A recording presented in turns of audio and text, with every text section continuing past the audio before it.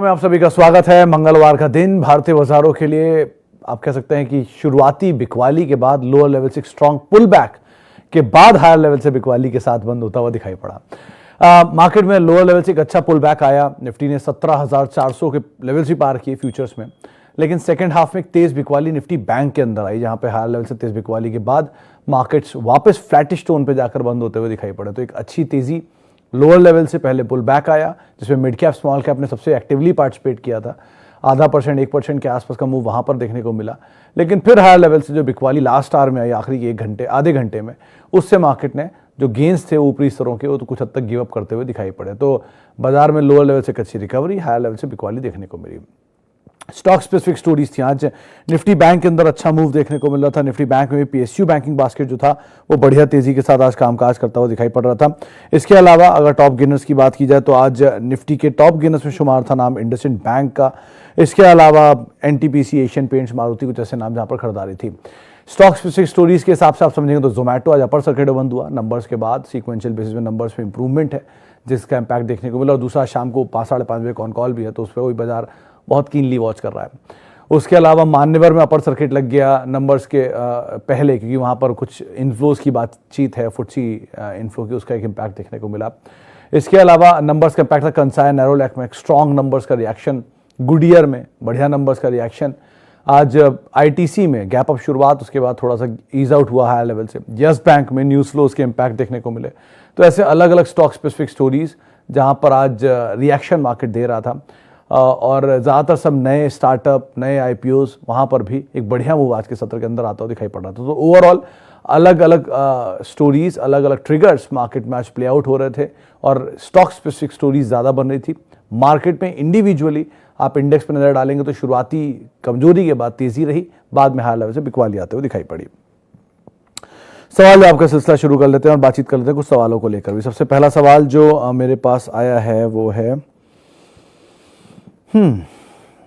Bajaj finance में क्या करें। 7500 की कॉल ली है 190 पर। सुमित साहब, गलत आदमी से आप बात कर रहे हैं। इस मामले में कोई आपकी मदद शेयर ना कर पाऊँ।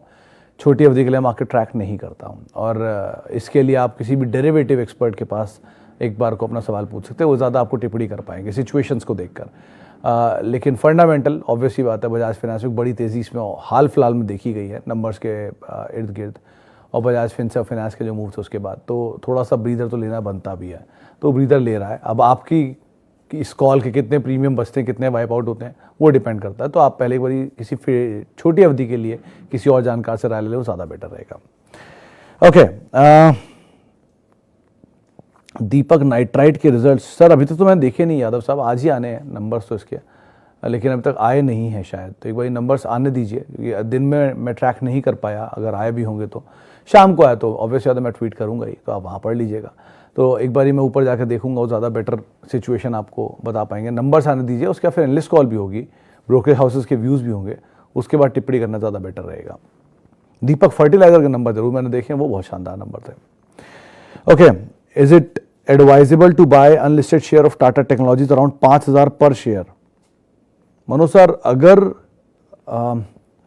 5000 पर शेयर किस फेस वैल्यू पे, उस पर भी डिपेंड करता है। देखिए 28,000 रुपये के आसपास जोमैटो का शेयर था, माफ़ कीजिएगा पेटीएम का शेयर था अनलिस्टेड स्पेस में, फिर वो 1 रुपये की फेस वैल्यू पे एडजस्ट होकर 2150 रुपये पर आया। आज वो 7,000 रुपये वैल्यू रखता है नॉन एडजस्टेड वैल्यू पे।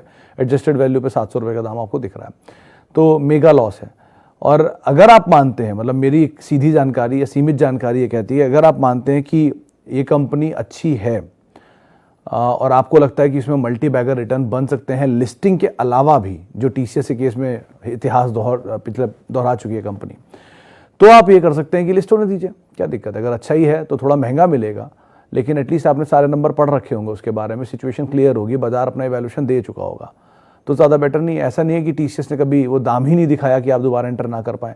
बहुत सारे से इंटरेस्टिंग स्टॉक मैं आपको बता सकता हूँ जो कि लिस्ट हुए थे डिस्काउंट पर और आज वो मल्टी बैगर बन चुके हैं। इन्फोसिस उनमें से एक है, पेज इंडस्ट्रीज उनमें से एक है, जुबिलेंट फूड उनमें से एक है। ये सब डिस्काउंट पे लिस्ट हुए थे एक समय पर, बहुत नीचे इनके शेयर ट्रेड करते थे, और आज ये कहाँ से कहाँ पहुँच चुके हैं। तो ज़रूरी नहीं, अगर कारोबार अच्छा है तो लिस्ट होने दीजिए, थोड़ा महंगा मिलेगा, इससे ज़्यादा क्या होगा। लेकिन लिस्टिंग गेन के अलावा भी बहुत सारा गेन होता है। Blue sky is a territory, TCS को आज लिस्ट हुए हुए शायद 25 अगस्त को 18 साल या 19 साल हो जाएंगे, और आपका रिटर्न पता ही है, एडजस्टेड वैल्यू में 175 रुपये का शेयर होता है, वो 175 रुपये का शेयर आज आपके सामने 3400 रुपये पे खड़ा हुआ है। तो इस तरह के रिटर्न उससे दिए ही हैं। अगर वो प्रीमियम पर भी लिस्ट होता, मान लीजिए 100 रुपया प्रीमियम, 200 रुपये प्रीमियम, मैं कहता हूँ चलिए 500 रुपये प्रीमियम पे भी अगर लिस्ट होता 800 रुपये के इशू प्राइस के सामने, तो भी आपका गेन कितना ज़्यादा आप खुद ही अंदाज़ा लगा लीजिए उससे। तो ऐसा ज़रूरी नहीं, अच्छा पेपर है अगर तो प्रीमियम पे भी लेने में बुराई नहीं है, लेकिन अभी मत जाइए जबकि इन्फॉर्मेशन आपके पास लिमिटेड है और पैसा ही ब्लॉक करेंगे जब तक IPO नहीं आएगा तब तक के लिए। तो आप उस हिसाब से इवेल्युएट कर सकते हैं।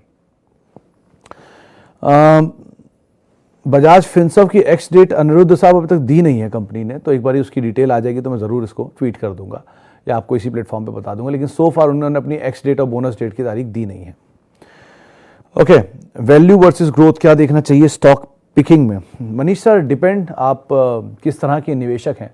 अगर कोई सीनियर सिटीज़न है तो ऑब्वियस बात है वो वैल्यू पे ज़्यादा फोकस कर सकता है, मतलब उसको वो स्टॉक चाहिए जहाँ पे डिविडेंड ज़्यादा बेटर मिलेंगे, उसको वो चीज़ जहाँ पे एक रेगुलर इनकम, रिकरिंग इनकम बनती रहे। लेकिन कोई एग्रेसिव ट्रेडर या एग्रेसिव इन्वेस्टर है तो वही सोचेगा कि पहले मैं वो स्टॉक पिक करूँगा जहाँ पर नीचे वैल्यू मिल रही है, तो वो शेयर ढूंढेगा जहाँ पे नीचे वैल्यू है, उनमें डालेगा। कुछ लोगों का थीम होता है कि उनको ज़्यादा सरदर्दी नहीं चाहिए, वो अपने स्टॉक बढ़िया वाले लेंगे और शांति से बैठ जाएंगे, ग्रोथ वाले स्टॉक जो साल के 10-15% चलते हैं, जो एक्चुअल में भी ठीक माना जाता है। लेकिन इसका कोई राइट वो नहीं है, फॉर्मूला नहीं है, मिक्स ब्लेंड रखना पड़ता है आपको। तो आपके मतलब अगर एक आइडियल सिचुएशन देखी जाए तो उसमें आपके पोर्टफोलियो का एक बढ़िया हिस्सा मजबूत होना चाहिए जो आपको किसी भी जो तूफान आए उसमें संभाल ले। एक हिस्सा ऐसा होना चाहिए जो कि डिविडेंड आपको ठीक ठाक देता रहे, क्योंकि जब तूफान आएगा तो डिविडेंड ही काम आएगा, तब बाजार नीचे आ जाएगा, शेयर के दाम नीचे होंगे तो, लेकिन डिविडेंड तो रेगुलरली मिलता ही रहेगा। तीसरा हिस्सा आप एक्सपेरिमेंट के तौर पे मिड कैप स्मॉल कैप में से कोई उठा सकते हैं, जहाँ पे मल्टी वगैरह जिन्हें आप सो कॉल्ड कहते हैं, लेकिन बहुत ही सही चुनाव कीजिएगा। 2-3 चीज़ें जो बिल्कुल बेसिक्स होती हैं, डेट्स, प्रमोटर की इंटेंशन, प्रमोटर की क्वालिटी, प्रोडक्ट की क्वालिटी, कंपनी की हिस्ट्री बहुत इंपॉर्टेंट होती है समझना, और कारोबार, प्रोडक्ट, ये सब चीज़ें, या कॉर्पोरेट गवर्नेंस की चीज़ें, ये सब चीज़ों को समझ के ही आप उसमें जो भी शेयर चुनें, चाहे मल्टी बैगर चुनें, चाहे स्मॉल कैप चुनें, चाहे लार्ज कैप चुनें, इन चीज़ों को ज़रूर आप ध्यान रखिए, क्योंकि ये सब जब पलटते हैं तो बहुत बुरी तरह शेयर को फंसाते हैं और एक बड़ा हिस्सा 90%, 95-99% वैल्यू इरोड हो जाती है इन्हीं चीज़ों में। आप GTL के एग्जाम्पल ले सकते हैं, आप BCG के एग्जाम्पल ले सकते हैं, आप पुंज लॉयड के एग्जाम्पल ले सकते हैं, ऐसे बहुत सारे एग्जाम्पल गिनता चला जाऊंगा जो कि इस तरह की सिचुएशन में पड़ते हैं। तो ज़रा उस तरह की सिचुएशन से बचने की कोशिश करिएगा। ओके, पोर्टफोलियो में कितने शेयर होने चाहिए? सर ये अगर हर बार एक लाइट जोक जो बाज़ार में चलता है वो ये कि पोर्टफोलियो बच्चे स्टॉक और बच्चे जितने कम उतने अच्छे, लेकिन आप जितने संभाल पाएँ उतने अच्छे बेसिकली। तो आप अगर संभाल सकते हैं बहुत सारे तो संभाल लीजिए, अगर आप नहीं संभाल सकते हो मत संभालिए। जितना डाइवर्सिफाई करेंगे उतना ही प्रोबेबिलिटी आपकी हाई भी होती जाएगी, रिस्क डाइवर्सिफाई हो जाता है, लेकिन आप बहुत सारे सेक्टर से प्रोन भी हो जाते हैं, तो उसका भी आप ध्यान रखिएगा। आप ब्लेंड करना चाह रहे हैं तो आप ये ज़रूर कर सकते हैं, कंज्यूमर डिस्क्रिशनरी एक जगह कर दिया, बैंकिंग फाइनेंस एक जगह कर दिया, या ऑटो और इंटरेस्ट सेंसिटिव एक जगह कर दिया। तो ऐसे बड़े बड़े ब्लॉक्स में बांट देना फिर भी एक बार को सही रहेगा, लेकिन अब माइक्रो ब्लॉक्स में जाएंगे, EV, ऑटो एंसिलरी अलग, ऑटो अलग, टायर अलग, पेपर अलग, तो आप खुद ही एक बड़ा पोर्टफोलियो बना लेंगे। तो उस हिसाब से आप देखिए, फिर एंड ऑफ द डे आप क्या होगा, मल्टीपल स्टॉक तो ले लेंगे लेकिन सबकी क्वांटिटी कम होगी, तो फिर आप गेन नहीं देख पाएंगे, एक चलेगा दूसरा गिर जाएगा टाइप्स। तो उस हिसाब से आप ब्लेंड रखिएगा अपने पोर्टफोलियो में, लेकिन बेटर है कि एक लार्ज कैप यानी एक मजबूत शेयर उस सेक्टर का, फिर एक मिड कैप, फिर एक स्मॉल कैप। अगर ऐसा आप लेके चलते हो तो भी शायद एक बार को रणनीति बन जाए, लेकिन डिपेंड आप क्या सोच रहे हैं अपने पोर्टफोलियो के बारे में, क्या गोल है, उसके हिसाब से आप रणनीति बनाइएगा। Okay, Yes Bank, can we hold और sell, what is the long term view? Vishal sir, numbers में तो ऐसा कुछ नहीं है कि आप लॉन्ग टर्म के लिए इसमें रुकें। कार्लाइल आ गया है, कार्लाइल का कोई बोर्ड का डायरेक्टर आ रहे हैं उस कंपनी के बोर्ड में, ये सब फेरबदल स्ट्रक्चरली हो रहे हैं, लेकिन विल टेक सम टाइम। दूसरा, बड़ी इक्विटी है, तो इस चीज़ को आप हमेशा आधार मान के चलिएगा कि करीब करीब 1200 करोड़ शेयर मार्केट में इसके ऑलरेडी हैं। तो अगर कोई भी एक और इक्विटी डाइल्यूशन ऑलरेडी इक्विटी को बढ़ा देगा। इस तरह की प्रॉफिटेबिलिटी इस तरह की इक्विटी के साथ अभी एटलीस्ट जस्टिफाई वैल्यू को नहीं करती। ये प्रॉफिटेबिलिटी बढ़े या इक्विटी छोटी हो तभी जाके इसकी सिचुएशन थोड़ी इंप्रूव होगी। तो अब दोनों में जो ज़्यादा बेटर या जो जल्दी हो जाएगा उस हिसाब से आप नंबर लीजिएगा। लेकिन ये रिस्की बेट है, बहुत रिस्की बेट है। बेटर हुआ, टर्न अराउंड हुआ, मतलब बहुत लोग ये भी मिलते हैं मुझे कहते हैं 12 रुपये ले लेते 25 हो जाएगा, ठीक है, कभी भी हो जाए, 10 साल में हो जाए, लेकिन 12 की चीज़ 6 भी हो सकती है। ऐसा कुछ ज़रूरी नहीं है कि 12 की चीज़ 25 ही होगी। 40 माले से गिर के 25 पर आए, लेकिन फिर भी आप 25 पर तो है ही ना, और गिरने की प्रोबेबिलिटी भी रहती है। सो उस हिसाब से आप सोच के यहाँ कॉल लीजिएगा। अगर आप सरदर्द नहीं लेना चाहते हैं तो बढ़िया सेफिस्ट बैंक्स में जाइए। अगर आपको लगता है कि नहीं आप रिस्क ले सकते हैं तो आप देख भी सकते हैं इसको, लेकिन सिचुएशन कुछ पे आपको क्लोजली नज़र रखनी होगी। फिर आप ये मत कहिए कि मैंने देखा नहीं, भाव चला गया, आया था ऊपर में निकला नहीं, तो ये सब चीज़ों का फिर आप तर्क मत दीजिएगा। Okay, ITC result will come out. ITC result will come out नहीं सर, ITC रिजल्ट आ चुके हैं। Should I add more because all brokerage firm give target 350 से 360। दास साहब डिपेंड करता है आप डिविडेंड प्लेयर हैं कि नहीं। कि ITC में आप कभी ये मत सोचिए कि आज वो 300 रुपये का शेयर 900 रुपये हो जाएगा, 3000 रुपये हो जाएगा। ITC कोई छोटा शेयर नहीं है। आप भाव पे मत जाइए, उसकी वैल्यू पर जाइए। ITC बहुत ज़्यादा पुराना शेयर है और बहुत ज़्यादा स्टॉक स्प्लिट बोनसेस दे चुका है। इसकी हिस्ट्री में कभी आप पढ़ेंगे तो इंडिया की जो टॉप 5 टॉप 10 इक्विटी डाइल्यूशन वाली कंपनी है उसमें इसका नाम आता है। इन्हीं में इन्फोसिस भी आती है, इसी में विप्रो भी आती है, इसी में मदरसन आता है। मदरसन तो सबसे बड़ा इक्विटी डाइल्यूशन वाले शेयरों में ITC आता है। तो इतनी बड़ी इक्विटी ये लोग ऑलरेडी डाइल्यूट कर चुके हैं। मतलब ये होता है कि एक शेयर आया था, वो फिर 5 बार बोनस के बाद 5 शेयर बन गए, फिर उसमें 10 स्प्लिट आ गए या 2 स्प्लिट भी आ गए, तो अपने आप ही वो 20 शेयर हो गए। तो एक शेयर 20 में अगर बट गया है तो ऑलरेडी उसमें और कितनी आप गुंजाइश देख रहे हैं। इस तरह की प्रॉफिटेबिलिटी के साथ सो फार सबसे सही चलने वाले शेयरों में यही है। इसको आप रख सकते हैं डिविडेंड के तौर पे, इसको आप रख सकते हैं पोर्टफोलियो को स्टेबिलिटी देने के तौर पे, लेकिन एक बहुत मासिव गेम, बहुत बड़ा बदलाव या बहुत एग्रेसिव मूव की उम्मीद आप मत रखिएगा। इस तरह की चीज़ ये पहले से आप आकलन कर लीजिए। अदरवाइज कंपनी में कोई खराबी नहीं है। ऊपर के दाम पे जाके एवरेज करने का कोई औचित्य नहीं है। नीचे के दाम पे मिल जाए तो ज़्यादा बेटर एवरेजिंग आप कर सकते हैं। बुरे समय में लेना चाहिए था स्टॉक को, अच्छे समय में आप मत लीजिए। अच्छे समय में निकला जाता है, खरीदा नहीं जाता। Okay, someone who missed the recent rally, what can be bought even now? Tanla buy was a miss.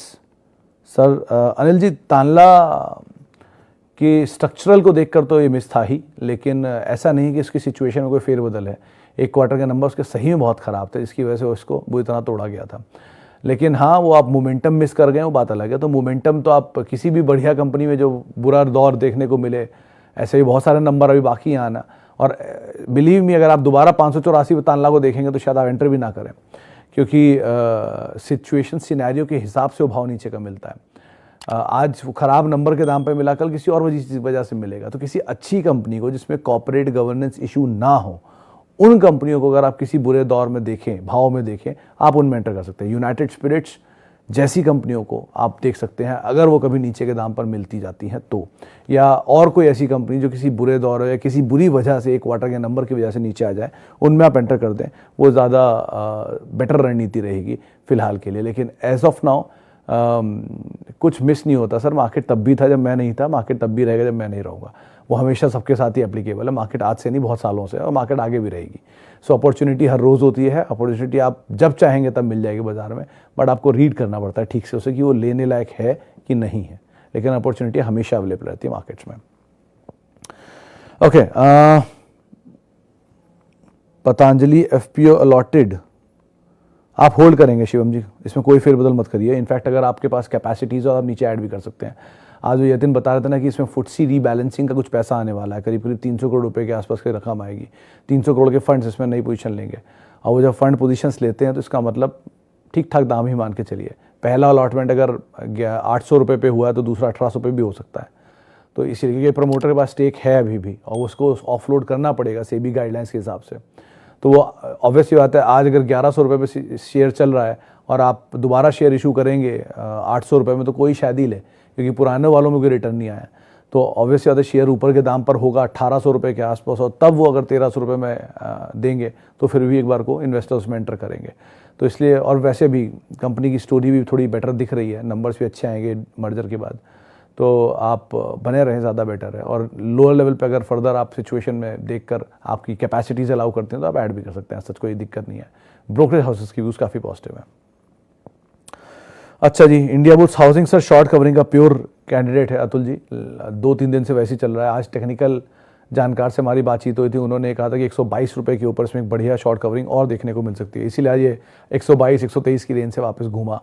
तो अगर 122 तोड़ के सब्सटेंशियली क्लोज हो जाता है तो शायद शॉर्ट कवरिंग प्रिवेल करे और ज़्यादा तेज, तो उस हिसाब से आप इसको देख सकते हैं, लेकिन ये टेक्निकली जानकारों की राय है। ओके, एसबीआई केस में सर अभी तो आप बने रहेंगे हर्षद साहब, बढ़िया दाम पर आपको ने खरीदारी कर रखी है, नंबर्स आने वाले हैं, नंबर्स बेटर आने का अनुमान मार्केट लगा रहा है, लेकिन बिटवीन द लाइन शायद कुछ दिक्कत आ सकती है। अभी तो ऑल टाइम हाइस पर है, आप ये कर सकते हैं कि अगर आपका बहुत लंबी अवधि का नजरिया नहीं है तो थोड़ा थोड़ा पैसा आप निकाल भी सकते हैं, और फिर लोअर लेवल कहीं मिल जाए तो आप वहाँ ऐड कर लीजिए, या कोई और ऐसा स्टॉक जो आपको लोअर लेवल पे लग रहा है वहाँ ऐड कर लीजिए, लेकिन स्लाइट प्रॉफिट बुक कर लीजिए अगर आप मीडियम टर्म के इन्वेस्टर हैं तो। लॉन्ग टर्म के लिए तो फिर बात ही अलग है। ओके, टाटा स्टील भी 1200 करोड़ शेयर हो गए हैं आफ्टर डाइल्यूशन। ऑब्वियसली मलिक साहब 51 रुपये का डिविडेंड मिलता था पहले, अब वो शेयर 1 में 10 में बढ़ गया तो 5 रुपये मिलेगा ना, तो आप अंदाज़ा लगा लिए वापस 51 रुपये का डिविडेंड लाने में आपको कितना टाइम लगेगा। और दूसरी चीज़, इतना बड़ा इक्विटी डाइल्यूशन जब हुआ है कंपनी के अंदर तो इक्विटी भी तो मतलब ईपीएस भी तो बटेगी ही। वो ईपीएस अभी तो ठीक है, लेकिन इस कांस्टेंट ईपीएस को ग्रो कराना बहुत मुश्किल है। पहले आप एक शेयर होल्डर में बांटते थे, अब वो 10 में बांटेंगे, तो आपकी प्रॉफिटेबिलिटी का साइज भी तो उतना बड़ा होना चाहिए, तब तो जाके आप उस इक्विटी को मेंटेन कर पाएंगे। तो दाम छोटा देखना की वजह से ये मत सोचिए कि ये दाम फेयर है। ये टाटा पावर के केस में सबसे ज़्यादा एप्लीकेबल है, 3200 रुपये का शेयर होता था ये, और वो डाइल्यूशन के बाद यहाँ तक पहुँचा है। तब इक्विटी छोटी थी, बहुत छोटी, जैसे अब जुबिलेंट फूड की भी इक्विटी डाइल्यूट हुई, यूनाइटेड स्पिरिट्स की भी इक्विटी डाइल्यूट हुई, लेकिन इनकी इक्विटी डाइल्यूट होने के बाद भी 70-70 करोड़ शेयर ही हैं, लेकिन इनकी इक्विटी 1200 करोड़ शेयरों की है, तो उस हिसाब से आप अंदर अपने आप ही समझ लीजिए। तो ये एक बड़ा रिस्क है। जोमेटो अगर आज बोनस या स्प्लिट दे देगा तो ऑलरेडी ये 650 करोड़ शेयरों की इक्विटी है, तो कितनी बड़ी इक्विटी करेंगे। तो इस तरह से आप समझिए तो ज़्यादा बेटर आप रीड कर पाएंगे मार्केट्स को। चलिए फिलहाल अब इतने सवालों को शामिल करूंगा, माफ़ी बहुत सारे लोगों से आज हम बातचीत नहीं कर पाए, और बहुत बहुत शुक्रिया सभी लोगों का जिन्होंने सवाल पूछे। आपसे अब कल मुलाकात होगी बुधवार के दिन, तब तक के लिए आप मेरे साथ जुड़ सकते हैं। @सुमित रिसर्च मेरा ट्विटर हैंडल है। नमस्कार।